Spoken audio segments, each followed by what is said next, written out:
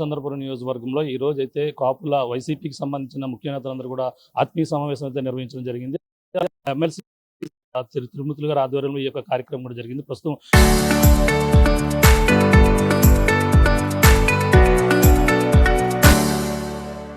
ఆ కార్యక్రమం ఏ విధంగా జరిగిందో మరి నిమిషాలు తెలుసుకున్న ప్రయత్నం. సార్ చెప్పండి, ఈ రోజు జరిగిన రాష్ట్ర వ్యాప్తంగా ఉన్నటువంటి కాపు నేతల వైసీపీ సంబంధించిన నేతలు ఎంతమంది పాల్గొన్నారు? ఈ కార్యక్రమం ఏ విధంగా జరిగింది? చాలా బాగా జరిగింది. పిలిచినటువంటి ప్రతి వాళ్ళు కూడా వచ్చారు. శ్రీకాకుళం నుంచి చిత్తూరు, అనంతపురం వరకు అన్ని జిల్లాల నుంచి కూడా ఒకళ్ళ ఇద్దరా నలుగురా అనేటువంటిది చూసుకుంటే ప్రతి జిల్లా నుంచి కూడా నాయకులు రావడం జరిగింది. అందరూ కూడా వాళ్ళ వాళ్ళ అభిప్రాయాలు చెప్పడం, ఈ రాష్ట్రంలో జరుగుతున్నటువంటి పరిణామాల మీద మాట్లాడటం ఇవన్నీ కూడా జరిగినాయి. చాలా బాగా జరిగింది మీటింగ్. ఏ అంశాలు ముఖ్యంగా తీర్మానంలో మీరు పెట్టడం జరిగింది? అలాగే ప్రధానంగా ఇప్పుడు జరుగుతున్న మీకు అంటే ఒక పక్కన ముందుకు వెళ్తున్నారు, ఏ విధంగా ముందుకు వెళ్ళబోతున్నారు? ఏ విధమైన లేదు, రాజకీయ పార్టీ అనుకున్నప్పుడు అధికారంలోకి రావడం కోసం ప్రయత్నం చేస్తాం.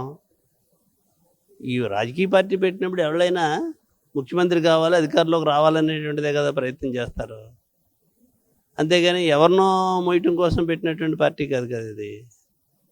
కానీ ఖచ్చితంగా ఆ విధంగా రాజకీయ పార్టీగా ఏ రాజకీయ పార్టీ అయినా ప్రస్తుతం పరిపాలన ఉన్నటువంటి రాజకీయ పార్టీ ఏం చేస్తుంది, కూటమి ప్రభుత్వం ఏం చేస్తుంది, ప్రజలకు ఇచ్చినటువంటి వాగ్దానాలు ఎంతవరకు నెరవేర్చారు, వాటిల్ని ప్రజలకు ఇబ్బంది కలిగేటువంటి విషయాల మీద ఏ విధంగా మేము స్పందించాలి, మా బాధ్యత మేము చేయవలసినటువంటి అవసరం ఉంది. ఈవేళ వాళ్ళ పరిపాలన మీద ఉన్నటువంటిది ఎవరిని అడిగినా పెద్ద ఎత్తుని వాళ్ళ యొక్క దౌర్జన్యాలు, వాళ్ళ యొక్క అధికార దర్పం ఇవన్నీ చూస్తున్నారు. చూసిన టైం కోసం చూస్తున్నారు. టైం వచ్చిన తర్వాత ఖచ్చితంగా గుణపాఠం చెప్తారు. ఇప్పుడు సాయికృష్ణ విషయం ఏదైతే జరిగిందో ఆ సంఘటన జరిగినప్పుడు ఈ యొక్క సమావేశం జరగడం అంతరం ఏమి అనుకోవచ్చు? మీరు తప్పు మాట్లాడుతున్నారు. సాయికృష్ణ సంఘటన జరిగిన సందర్భంలో మీటింగ్ పెట్టుకోలేదు. మేము మీటింగ్ పెట్టుకున్నప్పుడే 2 నెలల నుంచి పోస్ట్ పోన్ చేసుకుంటూ వచ్చాం. మా మీటింగు అనేటువంటిది మేము ఎప్పుడో నిర్ణయించుకున్నటువంటి మీటింగ్. సాయికృష్ణ గురించి మీటింగ్ పెట్టుకోలేదు మేము. సాయికృష్ణ విషయం అనేటువంటిది మా సామాజిక వర్గానికి సంబంధించినోడు కాబట్టి అతను ఎలాంటోడైనా ఏమైనప్పటికీ చట్టం అనేటువంటిది అతను శిక్షించి ఉంటుంటే అతను ఉరిశిక్ష చేసినా మేము దాని గురించి మాట్లాడే అవకాశం లేదు మాకు. కానీ అతను దుర్మార్గమైనటువంటి విషయంలో చంపేశారు, బాడీ కూడా కనపడలేదు అనేటువంటి సందర్భాల్లో దీన్ని మేము మాట్లాడటం జరిగిందేమో తప్పితే అది అది అది దీంట్లో దానికోసం ఏర్పాటు చేసుకున్నటువంటి మీటింగ్ కాదు. దీని మీద నిన్న కూడా వచ్చి పవన్ కళ్యాణ్ గారు కాకినాడలో మాట్లాడినటువంటి విషయాలు కూడా చూసాం మనం. ఆ సందర్భంగా ఒక మాటగా మాట్లాడుకున్నాం తప్పితే ఇక్కడ పవన్ కళ్యాణ్ గారి గురించో ప్రభుత్వం గురించో మేము మాట్లాడేది ఏం కాదు. ప్రభుత్వంలో జరుగుతున్నటువంటి అరాచకాలు, అన్యాయాలు, దౌర్జన్యాలు ఇవన్నిటి మీద కూడా చర్చించాం మేము. అంటే ఇప్పుడు ఉన్నటువంటి కూటమి పార్టీ అలాగే రౌడీలకి అలాగే గుండాలకి మేము అంతా కూడా మద్దతు తెలపం, కానీ వైసీపీ వెనకేసుకు వస్తుంది వీళ్ళని కూడా పవన్ కళ్యాణ్ గారి వ్యాఖ్యలను ఎలా చూడాలని?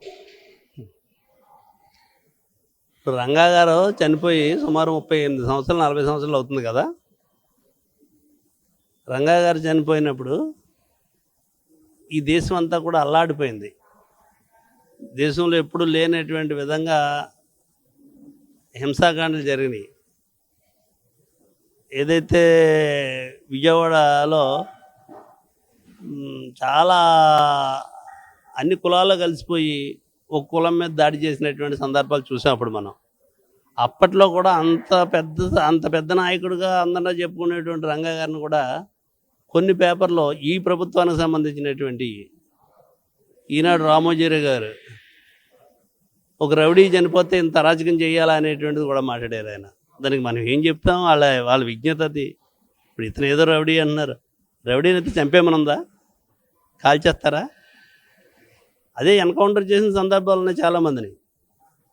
ఇదేంటిది? కనీసం ఆ శవాన్ని కూడా వాళ్ళకి దక్కనేటువంటి పరిస్థితి చేస్తుంటే అది నిజం అవుతుందా అనేటువంటిది ఇంకా తెలీదు. పేపర్లో వచ్చిన దాని ప్రకారంగా, మీడియా ప్రకారంగా మేము చెప్తున్నటువంటి విషయాలు. ఒక క్రిమినల్కి ఒక కులం అంటగట్టి అది కూడా కాపులకి ఏం జరిగినా నా మీద బురద జల్లే ప్రయత్నమే చేస్తున్నారు అంటూ కూడా ఇప్పుడు పవన్ కళ్యాణ్ గారి వ్యాఖ్యలు కూడా ఆయన మీద ఎవరు బురద జల్లుతారండి? ఆయన కులంతో నాకు సంబంధం లేదని చెప్పిన తర్వాత అలా మాట్లాడటం కూడా తప్పు. ఎవరన్నా అలా మాట్లాడుంటే నాకు తెలీదు మాట్లాడారని, మాట్లాడుంటే కూడా తప్పు. అతను నా కులాన్ని అంటగట్టగాడు, నా కులంతో సంబంధం లేదు ఆయన చెప్తుంటే ఇంకా అలాగే ఎవరు మాట్లాడతారు? మాట్లాడారంటే కూడా అది వాళ్ళ అజ్ఞానం అది. అంతేగాని ఒక కులం ఓట్లేస్తే ఎప్పుడు కూడా ఏ రాజకీయ పార్టీ అధికారంలోకి రాదు. కానీ ప్రతి ఒళ్ళకి కులం లేకుండా మాత్రం ఉండదు. కులం అనేటువంటిది జన్మ తరహా వచ్చింది ఎవరికైనా. నీ తండ్రి ద్వారా వచ్చినటువంటిది నీ కులం. ఈ కులపిచ్చి రాజకీయ పార్టీలు అనేటువంటి ఈవేళ ఉండొచ్చు, రేపు పోవచ్చు. రాజకీయ పార్టీలు అనేటువంటివి ముఖ్యం కాదు. నువ్వు పుట్టినటువంటి కులం మాత్రం నీకు ముఖ్యం. నువ్వు పుట్టినప్పుడు వచ్చింది, నువ్వు సచ్చేదాకా నీతో ఉంటుంది అది. దాన్ని కాదని ఎడదీయడానికి ఎవరు చేయగలరు? ఈ కులపిచ్చి ఆంధ్రప్రదేశ్ నుండి పోతేనే కానీ మతం మార్చుకునే వాళ్ళు ఉన్నారేమో తప్పితే కులం మార్చుకోవడం అనేటువంటిది సాధ్యం అయ్యేది కాదు ఈ దేశంలో. మీరు చెప్పినట్టు ఈ కులపిచ్చి ఆంధ్రప్రదేశ్లో పోతాయి అనేటువంటిది ప్రయత్నం చేయమను. కులపిచ్చి పోవాలనుకుంటే మీరు కీలకమైనటువంటి బాధ్యతల్లో ఉన్నారు ఇవాళ ఉప ముఖ్యమంత్రి గారు. మీరు చెప్పింది ఏది కూడా ప్రభుత్వంలో ఏది చెప్తే అది జరిగే పరిస్థితి ఉంది. ముఖ్యమంత్రి గారితో మీరు సమావేశం అయ్యి ప్రభుత్వ అధికారులు ఉన్నారు కాబట్టి ఏదైతే కులాల పేరుతో జరుగుతున్నటువంటి సంక్షేమం ఏదైతే ఉందో అవన్నీ రద్దు చేయండి. Kamma corporation, Kapu corporation, BC corporation, SC corporation, ఎందుకు అవన్నీ?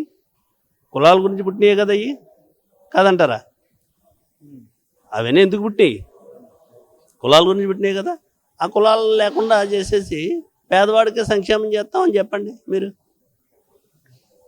మరి ఎస్సీలకి మంత్రివర్గంలో స్థానం ఇవ్వాలి, ఎస్సీలకి ఇన్ని స్థానాలు ఇవ్వాలి, బీసీలకి ఇన్ని ఎమ్మెల్యే పదవులు ఇవ్వాలి, కాపులకి ఇది ఇవ్వాలి, కమ్మవారికి ఇది ఇవ్వాలని కులపాధిపతికంగా మీరు అలా ఒక అర్హత పుచ్చుకొని చేస్తున్నారా? కులాలకు ఇచ్చేటువంటి దాంట్లో భాగంగానే మంత్రి పదవులు ఇచ్చినా, ఎమ్మెల్యే సీట్లు ఇచ్చినా ఇస్తున్నారు కదా. అవి కూడా రద్దు చేయండి మీరు. అవకాశం ఉంది కాబట్టి మీరు మిమ్మల్ని ఆదర్శంగా తీసుకుంటారు ఉన్న వాళ్ళు అందరూ కూడా.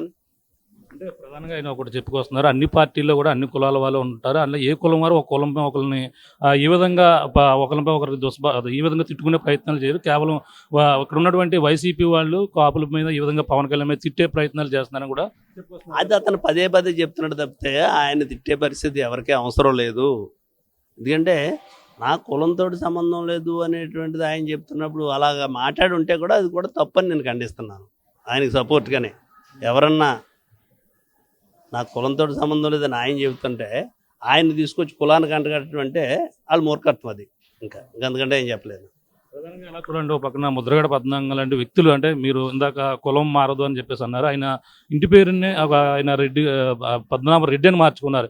ఈ పరిణామాలను కూడా మరి చూసుకుంటే ఎలా చూడాలి? ఒక పక్కన ఈ రోజు జరిగిన సమావేశం కూడా కాపు రెడ్లు సమావేశం అంటూ కూడా ఒక కామెంట్ చేస్తున్న కూటమి నాయకులు.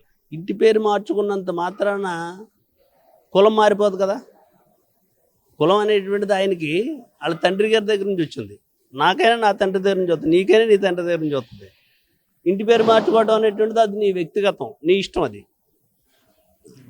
అంతేగాని ఇంటి పేరు మారిపోతే కులం మారిపోతుంది అనేటువంటిది మాత్రం నేను అనుకోవట్లేదు.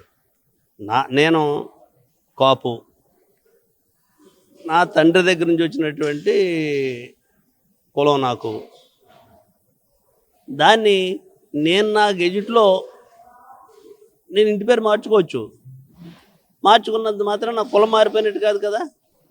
మారిపోద్ది అలాగా?